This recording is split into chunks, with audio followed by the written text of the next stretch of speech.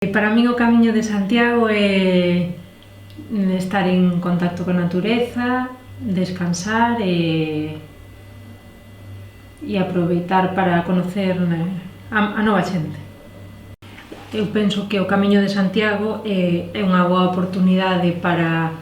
certas poboacións que senón estarían máis ailladas ou as que non terían acceso a outras persoas para abrir novas oportunidades de negocio e darse a coñecer dunha forma máis fácil que sen o Camiño non existiría.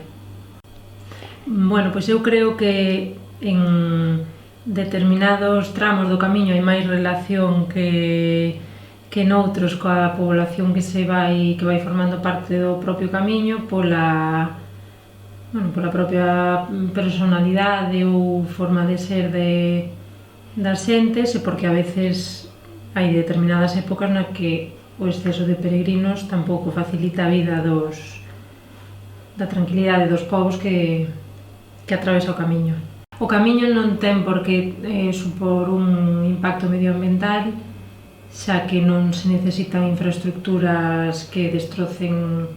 o medio ambiente e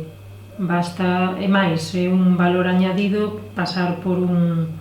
camiño que este ben cuidado e que manteña a súa riqueza patrimonial e natural. E claro, o que había que mellorar no Camiño non é igual doado de facer, e é que todos vamos facer o Camiño nas mesmas épocas do ano, co cual hai unha chea de xente nos mesmos momentos e logo o resto do ano, pois o mellor cando fai frío, non hai tanta luz, hai menos xente. Entonces, creo que o Camiño por si non ten nada malo, senón o volumen de xente que hai en determinadas épocas do ano.